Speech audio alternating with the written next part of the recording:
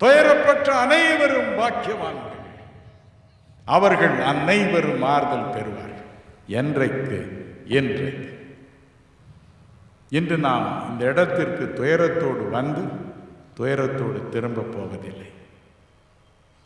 இயேசு கிறிஸ்துவிற்கு ஒவ்வொரு துயரத்தையும் துடைக்க 10,000 வழிகள் உண்டு. கவலைப்படாதீர்கள். என் துயரம் எப்படி தீரும்? தீரும்.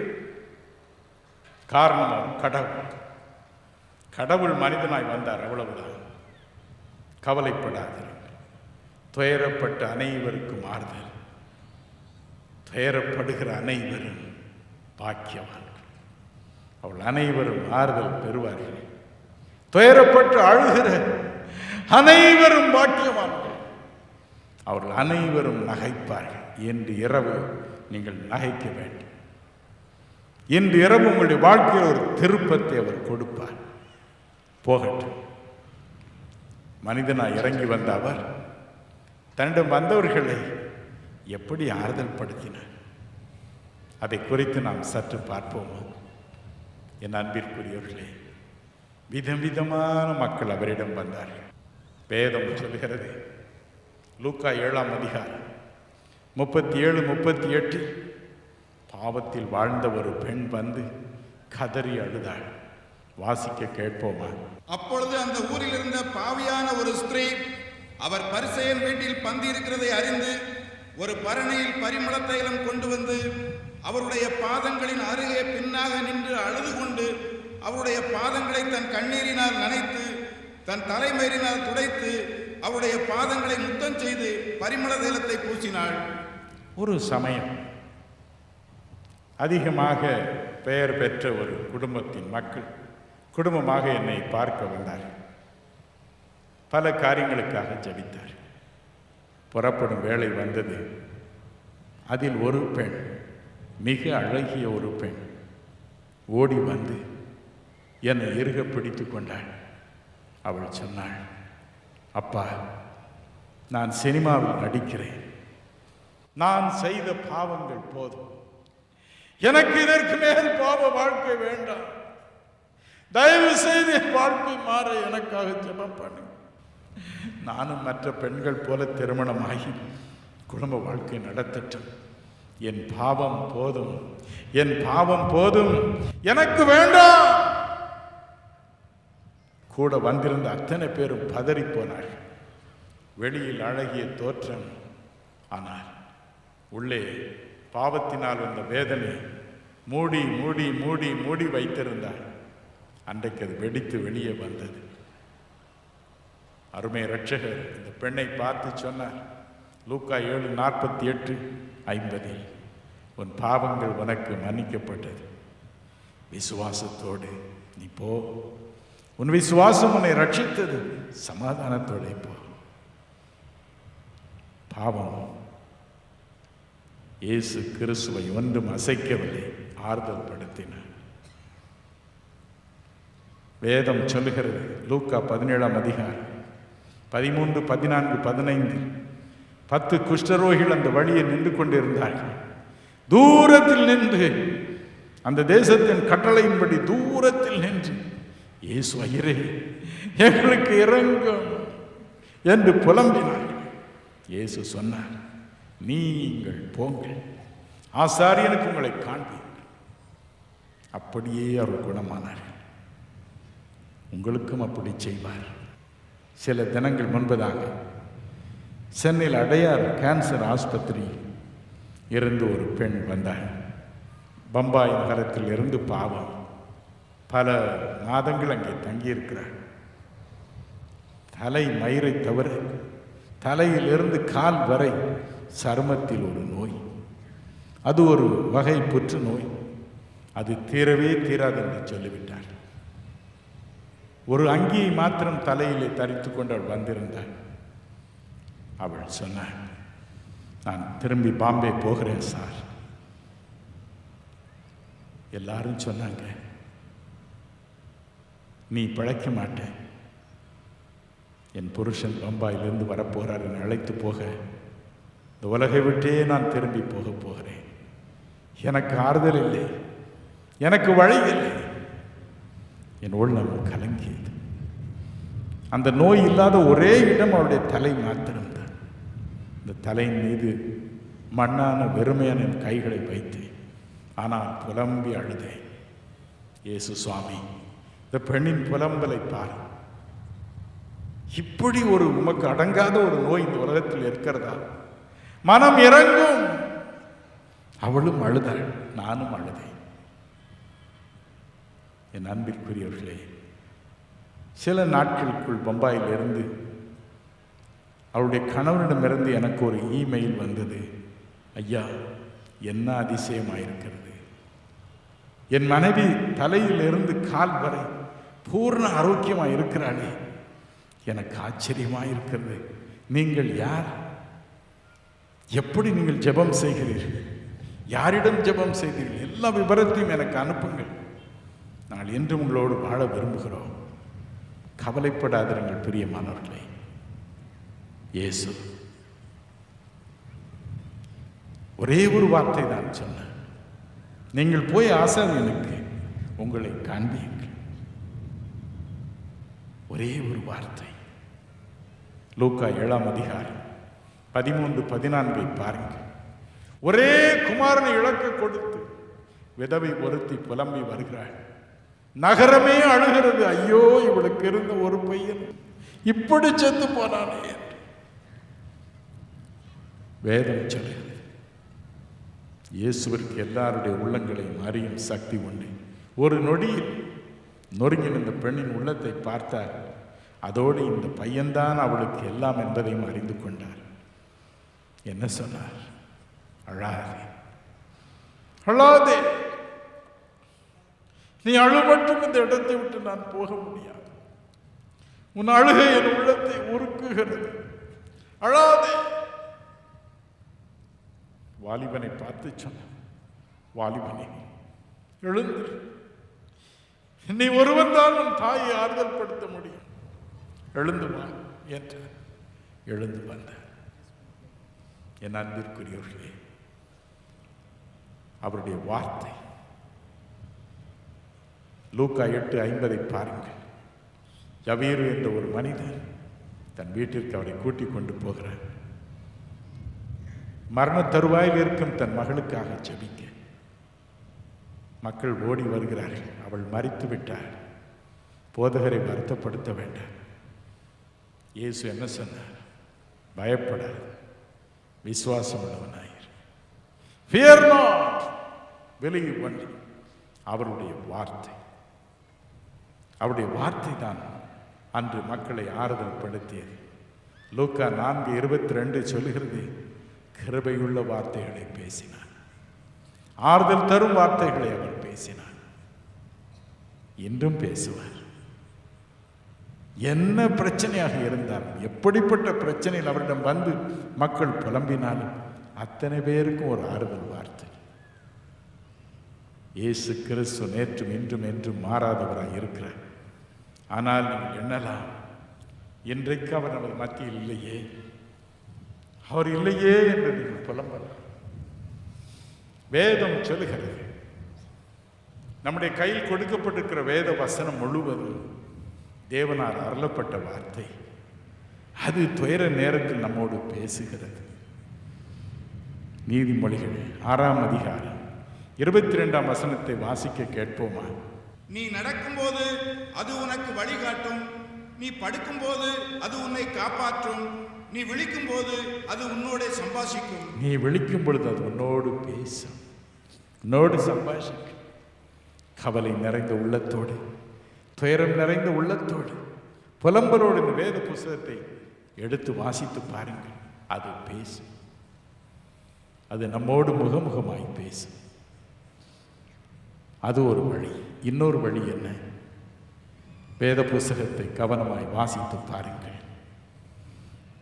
அப்போஸ்தலர் 9:31 சொல்கிறது, பரிசுத்த ஆவியின் ஆறுதலோடு சபைகள் பலுகி பெருகின. இயேசு சொன்னார், நான் போகிறேன், ஆனால் என்னைப் போலவே உங்களை ஆற்றி தேற்றும் ஒருவரை வைத்து போகிறேன். அவர்தான் பரிசுத்த ஆவியானவர். அவர் உங்களோடு இருப்பார். உலகம் அவரை காண முடியாது, நீங்களோ அவரை காண்பீர்கள். அவர் உங்களை ஆறுதல் படுத்துவார், அவர் உங்களோடு பேசுவார் என்று யோவான் 14ஆம் அதிகாரம் 16-17 சொல்லி போனார். என் அன்பிற்குரியவர்களே, இயேசு கடந்து போன பிறகு பரிசுத்த ஆவியானவர் இறங்கி வந்தார். அவர் மனுமக்களோடு பேசினார். பாருங்கள், அப்போஸ்தலர் 8ஆம் அதிகாரம் 29வது வசனத்தை பாருங்கள். பிலிப்பு என்னும் தேவ ஊழியன் ஒருவன் வனாந்தரத்தில் நிற்கிறான். அவனை பார்த்து பரிசுத்த ஆவியானவர் சொன்னார், பிலிப்புவை, நீ காண்கிற அந்த ரதத்தை ஏறிக்கொள், போய் சேர்ந்து கொள் என்றார். 10ஆம் அதிகாரம் 19ஆம் வசனத்தை பாருங்கள். தான் கண்ட ஒரு தரிசனத்தை குறித்து கலங்கி நிற்கிறான் பேதுரு அப்போஸ்தலன். பரிசுத்த ஆவியானவர் சொல்கிறார், பேதுருவை, உன் வீட்டில் உன்னை தேடி 3 பேர் வந்திருக்கிறார்கள், நீ இறங்கி போ, அவர்களை சேர்ந்து கொள், தரிசனத்தின் விளக்கத்தை நீ அங்கு காண்பாய். 15ஆம் அதிகாரம் 29ஆம் வசனத்தை பாருங்கள். அங்கே திருச்சபையில் ஒரு பெரிய குழப்பம். இந்த குழப்பத்திற்கென்று அவர்கள் சில சட்ட திட்டங்களை வகுக்கிறார்கள். அங்கே ஆவியானவரும் கூட உட்கார்ந்து, ஆம், நாம் இப்படி செய்வதுதான் நல்லது என்று சொல்லுகிறார் என்று வேதம் சொல்கிறார். அதே ஆவியானவர் தான் இன்று நம் மத்தியில் உலாவுகிறார். அவர்தான் வந்து தேவனுடைய வார்த்தைகளை நமக்கு அறிவிக்கிறார். நம்முடைய உள்ளத்தை ஆற்றி தேற்றும் வார்த்தைகளை அவர் அந்தந்த நேரத்தில் நமக்கு கொடுக்கிறார். களிமண்ணை ஆண்டவர் மனிதனை உருவாக்கி அந்த களிமண்ணிற்குள் தன்னுடைய ஜீவ சுவாசத்தை கொடுத்திருக்கிறார், அவ்வளவுதான். அதற்கு மேல் எந்த பிரசங்கியாரும் ஒரு பெரிய ஸ்தானத்தை எடுக்கவே முடியாது. ஆனால் அந்த களிமண்ணை பரிசுத்த ஆவியானவர் நிரப்பும் பொழுது பரிசுத்த ஆவியானவர் உயிர்த்தெழுந்த இயேசுவை கொண்டு வருகிறார். உயிர்த்தெழுந்த இயேசு மக்களை பார்த்து மனது உருகுகிறார். அவருடைய இருதயங்களை பார்க்கிறார், அவருடைய சஞ்சலங்களை பார்க்கிறார், புலம்பல்களை பார்க்கிறார், கண்ணீரை பார்க்கிறார். ஐயோ, என்று இந்த பிரச்சனைக்கு ஒரு விடுதலை வேண்டுமே என்று அவர் புலம்புவதையும் பார்க்கிறார். அதை தன் ஊழியர்களுக்கு சொல்லும்படி செய்கிறார். அதற்கு அவசியம், அந்த வார்த்தையும் அவசியம். சிலர் சொல்வார்கள், ஓ, எனக்கு தீர்க்க தரிசனம் எல்லாம் வேண்டாம் என்று. வேதம் சொல்கிறது, தீர்க்க தரிசனம் இல்லாத இடத்தில் ஜனங்கள் சீர்கெட்டு போவார்கள். ஒவ்வொரு காரியத்தை குறித்தும் நாம் ஒரு தீர்மானம் எடுப்பதற்கு இது தேவனுடைய சித்தமாய் இல்லையா என்று தேவனிடம் கேட்டு விசாரித்து வருவதுதான் ஒரு ஊழியனுக்கு மேன்மை. உயிரோடு இருக்கிறார், இயேசு கிறிஸ்து உயிரோடு இருக்கிறார், உங்களை பார்த்து கொண்டிருக்கிறார். பரிசுத்த ஆவியானவர் மூலம் அவர் உங்களுடைய காரியங்களை வெளிப்படுத்துகிறார். என் அன்பிற்குரியவர்களே, கொலோசியர் 1:24 சொல்கிறது, உண்மை ஊழியன் யார்? வாசிக்க கேட்போம். கொலோசியர் 1:24. இப்பொழுது நான் உங்கள் நிமித்தம் அனுபவிக்கிற பாடுகளில் சந்தோஷம் அடைந்து கிறிஸ்துவினுடைய உபத்திரவங்களில் குறைவானதை அவருடைய சரீரமாகிய சபைக்காக என் மாம்சத்திலே நிறைவேற்றுகிறேன். கிறிஸ்துவின் பாடுகளில் குறைவானதை என் மாம்சத்தில் நான் நிறைவேற்றுகிறேன் என்று பவுல் சொன்னார். கிறிஸ்துவின் பாடுகளில் குறைவானதை என் மாம்சத்தில் நிறைவேற்றுகிறேன். கிறிஸ்துவின் பாடுகள் பூரணமானது என்று பிரசங்கிக்கிறோம். ஆனால் பவுல் சொல்கிறார், குறை உண்டு, அதை என் சரீரத்தில் நான் நிறைவேற்றுகிறேன். அதுதான் ஒரு உண்மை ஊழியனுடைய வாழ்க்கை. சில சமயங்களில் நான் புலம்பி இருக்கிறேன், ஏன் என் மகள் மரித்து போனாள், ஏன் 3 தடவை என் வாழ்க்கை மரண படுக்கையில் கழிந்தது, ஐயோ, நான் அனுபவித்திருக்கிற பாடுகளை எண்ண போனார், கணக்கற்றவை. ஆனால் அது அவசியமானது. என்னோடு கூட என் மகன் அனுபவித்திருக்கிற பாடுகள், குறிப்பாய் என் மகள் இறந்த பொழுது ஒவ்வொரு நாளும் மக்கள் வருவார்கள், பிரதர், ஏஞ்சலை புதைத்து விடாதிருங்கள், நாங்கள் கண்ணீரோடு ஜெபிக்கிறோம், அவளை தேவன் எழுப்புவார் என்று வந்த தந்திகள் ஏராளம். ஒவ்வொரு நாளும் அவருடைய மரித்த உடலை வைத்திருந்த ஆஸ்பத்திரிக்கு போவார். மனம் கசந்து அழுவான். மற்றவர்கள் ஜெபிப்பார்கள், அவனோ அழுவான், புலம்பி அழுவான். God allowed it. அப்பொழுதுதான் இரக்கம் வரும், அப்பொழுதுதான் மனதுருக்கம் வரும். 1 யோவான் 4:17 சொல்கிறது, விண்ணுலகில் இயேசு இருக்கிறது போல ஒரு ஊழியன் இங்கே இருக்கிறார். அப்படி ஒரு ஊழியன் இருக்க வேண்டும் என்றால் இயேசுவின் பாடுகளில் குறைவானதை அவன் தனது சரீரத்தில் ஆத்துமாவில் அனுபவித்தே ஆக வேண்டும். என் அன்பிற்குரியவர்களே, கவலைப்படாதிருங்கள். இயேசு இந்த ஊழியர்களை புடமிடுகிறார், பொன்னை போல மாற்றுகிறார். உங்களுக்காக உங்களுக்காக இன்று இரவு உங்கள் கண்ணீரை துடைப்பார். ஆறுதல் வார்த்தைகளை அவர் சொல்வார். பயப்படாதே, விசுவாசமுள்ளவர் இரு என்பார். அழாதே என்பார். ஆண்டவர் உங்களை ஆற்றி தேற்றுவது உறுதி. உங்கள் இருதயம் கலங்காது இருப்பதாக. நான் ஒரு பழைய காலத்து ஆசாமி. எனக்கு பழைய கீர்த்தனை பாடல் தான் அதிகம் பிரியம். புதிய பாடல் கொண்டு எனக்கு தலையில் ஏறுவதில்லை. ஒரு பழைய பாடலை பாடுகிறேன், கைதட்டி இன்பமாய் பாடுவேன். வாராவினை வந்தாலும் சோராதே மனமே, வல்ல கிறிஸ்துனக்கு நல்ல தாரகமே, வல்ல கிறிஸ்துனக்கு நல்ல தாரகமே. சூரன் சதித்துன் மீது வலை வீசினாலும் சோராதே, இயேசுபாரன் தஞ்சம் விடாதே. சோராதே, இயேசுபாரன் தஞ்சம் விடாதே. உலகம் ஏதித்துனக்கு மலைவு செய்தாலும் உறுதி வீட்டயராதே, நெறி தவறாதே. உறுதி வீட்டயராதே, நெறி தவறாதே. இன்னும் சந்தோஷமாய் நாம் கைதட்டுவோம். இன்று இரவு எல்லா வாரா வினைகளிலும் கர்த்தர் நமக்கு விடுதலை கொடுப்பார். உங்களை அனைத்து முத்தமிடுவார். சந்தோஷமாய் கைதட்டி பாடுவோம். தன்னுயிரிந்திட்ட புண்ணியேசுநாத தள்ளு வாரோ அன்பு கொள்ளவர் மீதே, தள்ளுவாரோ அன்பு கொள்ளவர் மீதே. வாராவினை வந்தாலும் சோராதே மனமே, வல்ல கிறிஸ்துனக்கு நல்ல தாரகமே, வல்ல கிறிஸ்துனக்கு நல்ல தாரகமே.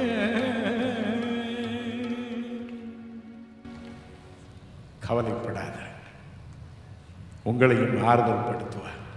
உங்கள் அருகே தோன்றுவார். இயேசு மனம் இறங்குவார். கடைசியாக ஏசாயா 61:3 சொல்கிறது, அவர் துயரத்திற்கு பதிலாக ஆனந்த தைலத்தை கொடுக்க வந்தார். துயரத்தை போக்குவது மட்டுமல்ல, அதன் பிறகு ஆனந்த தைலத்தை கொடுக்க வந்தார். ஆகவே தான் இயேசு சொன்னார், லூக்கா 6:21, இப்பொழுது அழுகிற நீங்கள் பாக்கியவான்கள், நீங்கள் இனி நகைப்பீர்கள். சுருக்கமாய் முடிக்கட்டும் என் அன்பிற்குரியவர்களே, 1 பேதுரு 1:8 சொல்லுகிறது, பரிசுத்த ஆவியானவர் நம்முடைய உள்ளத்திற்குள் நுழையும் பொழுது சொல்லி முடியாதது மகிமையினால் நிறைந்ததுமான ஒரு சந்தோஷம் நம்மை நிறைக்கிறதா. இதற்கு தான் இயேசு வந்தார். அவருக்கு தெரியும் ஒவ்வொரு நாளும் நமக்கு வரும் துயரம், சஞ்சலம், அதனால் வரும் புலம்பல் அவருக்கு தெரியும். ஆகவே அவர் ஆனந்த தைலத்தை கொடுக்கிறார். என்ன சந்தோஷம் பார். 1955 ஆண்டு வாழ்க்கை வெறுத்தது, வறுமை, நோய், சமாதானம் இல்லாத சூழ்நிலை. வாழ்வதை விட சாவதே நல்லது என்று எண்ணினேன். ரயில் தண்டவாளத்தை நோக்கி ஓடினேன். போலீஸ் விலாக்காவில் இருந்து என்ற சித்தப்பா என்னை காப்பாற்றினார். அருள்நாதர் இயேசுவை பற்றி எனக்கு சொன்னார். என் வாழ்க்கை மாறியது. வேத புஸ்தகத்தை வாசித்தேன். வேதம் சொன்னது அப்போஸ்தலர் 10:38 நசரேயனாகிய இயேசுவை, தேவகுமாரனை தேவன் பரிசுத்த ஆவியினால் வல்லமையினால் அபிஷேகம் பண்ணினார். தேவன் அவருடனே கூட இருந்தபடியினாலே அவர் நன்மை செய்கிறவராய், பிசாசின் வல்லமையில் அகப்பட்ட யாவரையும் குணமாக்குகிறவராய் சுற்றித் திரிந்தார் என்று எழுதப்பட்டிருந்தது. நான் கேட்டேன், என்னையும் நிரப்பும். 7 வருடங்கள் ஜெபித்தேன். ஒரு நாள் அல்ல, 7 வருடங்கள் ஜெபித்தேன். ஒரு நாள் அவர் என் வீட்டில் இறங்கினார். குடும்பமாய் ஜெபித்து கொண்டு இருந்தோம். சில உறவினர்களோடு ஜெபித்து கொண்டிருந்தோம், நண்பர்களோடு ஜெபித்து கொண்டிருந்தோம். சாதாரணமாக இரவு படுக்க போவதற்காக அந்த நேரத்தில் அந்த அறையில் அவர் இறங்கினார். பாருங்கள், இந்த இடம் முழுவதில் வல்லமை இறங்கியது. நடுங்கி போனோம். சீனாய் மலையில் அவர் இறங்கினார். வானத்திலிருந்து ஒரு ஒளி பிரகாசித்தது. அதில் ஒருவர் தோன்றினார். கம்பீரமான ஒருவர் தோன்றினார். அவர் சொன்னார், நானே இயேசு, நானே இயேசு. உன் முழு இருதயத்தோடும் என்னை தேடினபடினால் நானே உன்னை ஆசீர்வதிக்க வந்தேன். 3 மணி நேரம் நான் அவரை தரிசித்தேன். இந்த 3 மணி நேரம் எப்படி இருந்தது என்று நினைக்கிறீர்கள்? அவர் பேச பேச உள்ளத்தில் ஒரு மகிழ்ச்சி, தாங்க முடியாத மகிழ்ச்சி. வாய் விட்டு சிரித்தேன். எவ்வளவு சிரித்தாலும் அவர் என்னை பார்த்து புன்முறுவல் பூக்க பூக்க ஒரே சந்தோஷம்தான். என் அன்பிற்குரியவர்களே, அவரே என் துயரத்தில் ஆறுதல். அவர் வந்து நின்றால் போதும், எல்லா தூக்கமும் மாறிப்போ. மகிழ்ச்சி, சந்தோஷம். கவலைப்படாதிருங்கள். இந்த ஆனந்த தைலத்தை ஒவ்வொருவருக்கும் கொடுக்கவே அவர் இறங்கி வந்தார். எபிரேயர் 2:9 சொல்கிறது, ஒவ்வொருவருக்காகவும் மரணத்தின் கசப்பை அவர் ருசி பார்த்தார். ஒவ்வொருவருக்காக, ஒவ்வொருவருக்காக, ஒவ்வொருவருக்காக, ஒவ்வொருவருக்காக, ஒருவர் விடாமல் ஒவ்வொருவருக்காக கசப்பை ருசி பார்த்தார். எதற்காக? ஆனந்த தைலத்தை நமக்கு தருவதற்காக. இந்த இரவு கொடுப்பார், இப்பொழுது கொடுப்பார். நாம் ஜெபிப்போம். நாம் ஜெபிப்போமா? நாம் இருக்கும் இடங்களில் நம்முடைய கண்களை மூடுவோம். Hallelujah. Thank you Jesus. Wonderful Jesus. எங்கே 2 பேராவது 3 பேராவது நாமத்தினாலே கூடியிருக்கிறீர்களோ அவர்கள் மத்தியில் நான் இருக்கிறேன் என்று சொன்னவர் மத்தியில் எழுந்தருளி இருக்கிறார். பிரியமானவர்களே, உங்கள் துயரம் என்ன? உங்கள் துயரம் என்ன? உங்கள் துக்கம் என்ன? சஞ்சலம் என்ன? எதற்காக நீங்கள் வீட்டிலே புலம்பிக் கொண்டிருக்கிறீர்கள்? இப்பொழுது அது அவரிடம் சொல்லுங்கள். இன்று உங்கள் துயரங்களை பார்க்கிறார், சஞ்சலங்களை பார்க்கிறார். அதை மாற்றி ஆனந்த தைலத்தை கொடுக்க அவர் இறங்கி வந்திருக்கிறார். மத்தியில் நின்று கொண்டு இருக்கிறார். பிரியமானவர்களே, நாம் விரும்பினாலும் சரி, விரும்பாமல் போனாலும் சரி, நம்பினாலும் சரி, நம்பாமல் போனாலும் சரி, அவர் இறங்கி வந்திருக்கிறார். ஹல்லேலூயா. அனைவருக்கும் ஆறுதல் செய்ய, அனைவருக்கும் ஆறுதல் செய்ய, அனைவருக்கும் ஆறுதல் செய்ய, ஒவ்வொரு தகப்பனாருக்கு ஆறுதல் செய்ய, ஒவ்வொரு தாய்க்கு ஆறுதல் செய்ய, ஒவ்வொரு வாலிபனுக்கு ஆறுதல் செய்ய, ஒவ்வொரு வாலிப பெண்ணுக்கு ஆறுதல் செய்ய, ஒவ்வொரு குட்டி பையனுக்கு ஆறுதல் செய்ய அவர் இறங்கி வந்திருக்கிறார். ஹல்லேலூயா, ஹல்லேலூயா. வானம் இப்பொழுது திறந்திருக்கிறது. பரிசுத்த ஆவியானவர் இப்பொழுது இறங்கி வருகிறார். ஆனந்த தைலம் இறங்கி வருகிறது. விவரிக்க முடியாத ஆனந்த தைலம், சொல்லி முடியாத மகிழ்ச்சி, சொல்லி முடியாத மகிமை இறங்கி வருகிறது. பிரியமானவர்களே, இந்த ஆனந்த தைலத்தை பெற்றே ஆக வேண்டும். ஹல்லேலூயா. ஒவ்வொரு உடைந்த உள்ளமும் இந்த இரவு சுகம் பெற்றே ஆக வேண்டும். ஹல்லேலூயா, ஹல்லேலூயா. சமாதானம் இல்லாத உள்ளங்கள் சமாதானத்தை பெற்றே ஆக வேண்டும். காரணம், இயேசு கிறிஸ்து ஒவ்வொருவருக்காக, ஒவ்வொருவருக்காக, ஒவ்வொருவருக்காய் மரணத்தை ருசி பார்த்தார். ஒவ்வொருவருக்காய் விடுதலை செய்வார். ஹல்லேலூயா, ஹல்லேலூயா.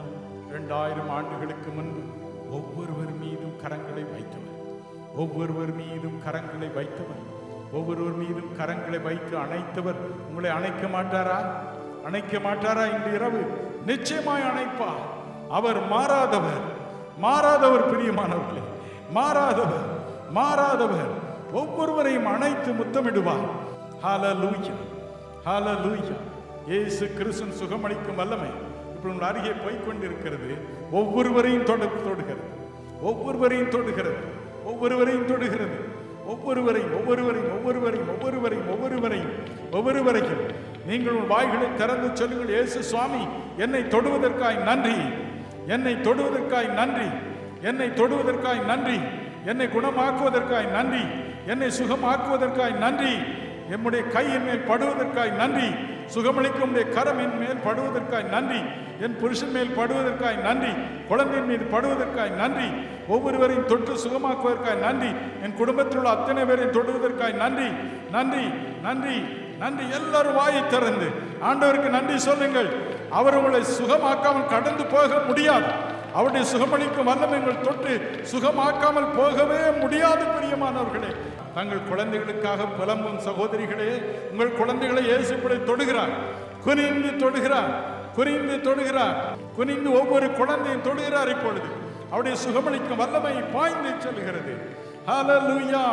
எல்லாரும் நன்றி செலுத்துவோம். இயேசு சுவாமி, என்னை தொடுவதற்காய் நன்றி, என்னை குணமாக்குவதற்காய் நன்றி, சுகமாக்குவதற்காய் நன்றி, என் வீட்டில் உள்ள எல்லாரையும் சுகமாக்குவதற்கு நன்றி.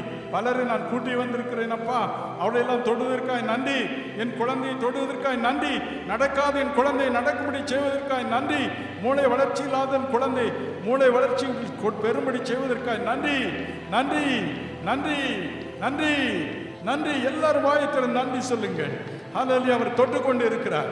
ஒவ்வொருவர் மீதும் கைகளை வைத்து தொட்டுக்கொண்டு இருக்கிறார். ஒவ்வொருவரையும் ஒவ்வொருவரையும் ஒவ்வொருவரையும். அவருக்கு முன்பாக நிற்கக்கூடிய ஒரு நோய் இருந்ததில்லை, இனி இருக்க போவதும் இல்லை. அன்புள்ள இயேசு சுவாமி, ஒவ்வொருவர் மீதும் தன் கரங்களை வைப்பீராக. யார் யார் தங்கள் மார்பில் கைகளை வைத்திருக்கிறார்களோ, யார் யார் நோய்க்காய் புலம்புகிறார்களோ, ஒவ்வொருவர் மீதும் அணி பாய்ந்த திருக்கரங்களை வையும். அவர்களை சுகமாக்கும், அவர்களை சுகமாக்கும். நோயினால் வருத்துகிற எல்லா பிசாசின் சக்திகளை, மந்திர தந்திரங்களை, பில்லி சூனியங்களை இயேசு கிறிஸ்துவின் நாமத்தினாலே சபிக்கிறேன். இப்பொழுது எல்லா பிசாசின் வல்லமைகளை சபிக்கிறேன். இப்பொழுது எல்லா மந்திர தந்திரங்களையும் சபிக்கிறேன் இயேசுவின் நாமத்தில். பொல்லாத பிசாசை வெளியே வா என்று கட்டளை கொடுக்கிறேன். ஒவ்வொரு சரீரத்தை விட்டு வெளியே வா, நரகத்தில் போய் என்று உனக்கு நான் ஆணையிடுகிறேன். நான் உன்னை வற்புறுத்துகிறேன், நான் உன்னை வேதனைப்படுத்துகிறேன். சகல பிசாசுகளை இயேசுவின் நாமத்தில் அதட்டுகிறேன். வெளியே வா என்று கட்டளை கொடுக்கிறேன். கட்டிகள் மறையட்டும், இந்த பிசாசுகள் கொண்டு வந்த நோய்கள் மறையட்டும், வலிகள் மறையட்டும், கட்டிகள் மறையட்டும், புதிய உறுப்புகள் உண்டாகட்டும். தகப்பனே, உமக்கு நன்றி, நன்றி, நன்றி, நன்றி. ஒவ்வொருவரையும் இயேசு ஆசீர்வதிக்கிறார், ஒவ்வொருவரையும் ஆசீர்வதிக்கிறார், ஒவ்வொருவரையும் அணைத்து முத்தமிடுகிறார். ஒவ்வொரு சொட்டு கண்ணீரையும் அவர் மாற்றுகிறார். கவலைப்படாதிருங்கள், துயரப்படுகிற அனைவரும் பாக்கியவான்கள், அவர்கள் அனைவரும் ஆறுதல் பெறுவார்கள்.